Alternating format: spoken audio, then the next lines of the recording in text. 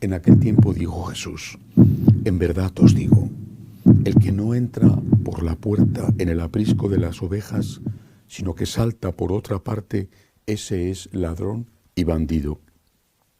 Pero el que entra por la puerta es pastor de las ovejas. A éste le abre el guarda, y las ovejas atienden a su voz, y él va llamando por el nombre a sus ovejas y las saca fuera.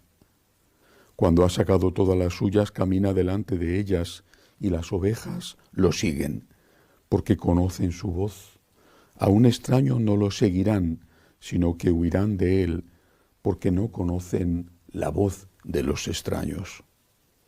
Jesús les puso esta comparación, pero ellos no entendieron de qué les hablaba. Por eso añadió Jesús: en verdad os digo, yo soy la puerta de las ovejas. Todos los que han venido antes de mí son ladrones y bandidos, pero las ovejas no los escucharon. Yo soy la puerta. Quien entre por mí se salvará y podrá entrar y salir y encontrará pastos. El ladrón no entra sino para robar y matar y hacer estragos. Yo he venido para que tengan vida y la tengan abundante. Palabra del Señor. Gloria a ti, Señor Jesús. Jesús es todo.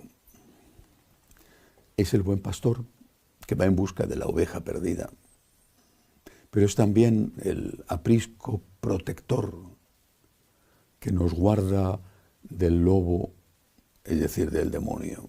Es la puerta de ese aprisco, es la puerta de ese redil. Y hoy nos enseña que el que no entra por esa puerta es un ladrón y hace daño a las ovejas. ¿Quién no entra por la puerta?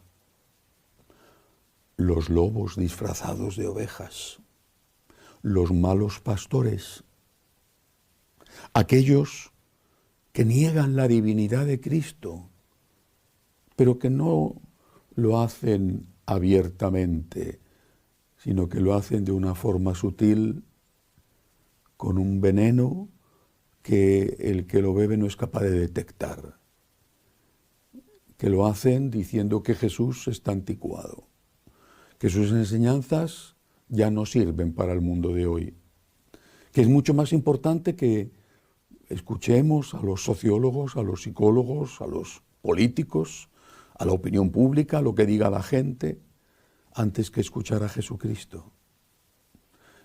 Tantos pastores son así, tantos. Y qué daño tan inmenso hacen. Cuando se estaba debatiendo la postura que debía tomar la Iglesia ante el gravísimo problema de la pederastia en parte del clero, el Papa Francisco convocó una reunión de todos los presidentes de las conferencias episcopales en Roma. Pocos días antes de la reunión, el Papa emérito, el Papa Benedicto, elaboró un documento para hacer llegar a esos presidentes de conferencias episcopales donde daba su opinión sobre este tema. Él, el Papa Benedicto, que había sido el primero en tomarse muy en serio la lucha contra la pederastia, cambiando la legislación en la Iglesia. Esa nota no fue entregada a los presidentes de las conferencias episcopales y por lo tanto fue hecha pública para que la conociera el mundo, la Iglesia y esos obispos también. En esa nota, entre otras cosas, el Papa Benedicto decía que no solamente se daba escándalo con los abusos a menores. Eso es espantoso, es un crimen, no puede ser aceptado en ningún caso. Pero decía el Papa Benedicto que no es el único escándalo que se da. Y hablaba de otro tipo de menores, que normalmente cuando se habla de abuso de menores, se habla de abuso sexual a menores de 18 años. Pero el Papa hablaba de otro tipo de menores y de otro tipo de abuso. Y hablaba de el abuso que se comete contra todos, al margen de la edad que tengan, porque son menores en el sentido de que no tienen formación. No teniendo formación teológica, La opinión del sacerdote en la homilía o la opinión del catequista cuando enseña a los niños o a los adolescentes que se preparan para los sacramentos, esa opinión va revestida con el carácter de la autoridad. Es alguien, es un representante de la Iglesia, es el párroco, es el vicario episcopal, es el señor cura. Y si el señor cura dice esto, entonces eso es un abuso.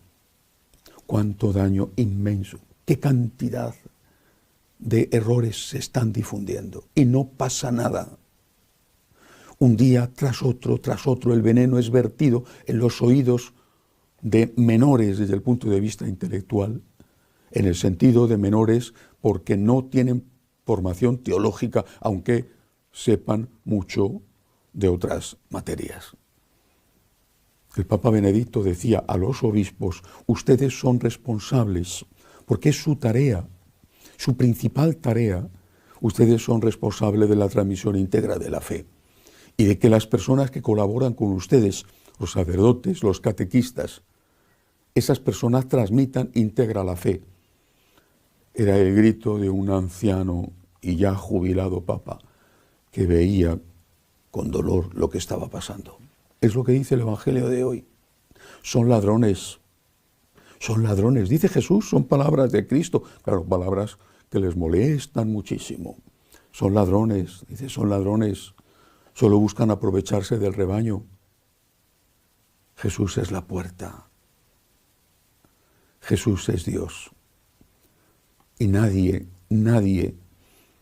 y cuando digo nadie, puede atreverse a decir que Jesús estaba equivocado y seguir siendo católico. Inmediatamente queda desautorizado, porque está cometiendo la mayor herejía, negar la divinidad de Cristo. Pidamos al Señor que los sacerdotes seamos santos, pero que si no somos santos, al menos que luchemos por serlo, y que no hagamos daño a las personas que se nos han confiado, vertiendo en sus oídos el veneno de la herejía como si fuera la auténtica doctrina cristiana. Que así sea.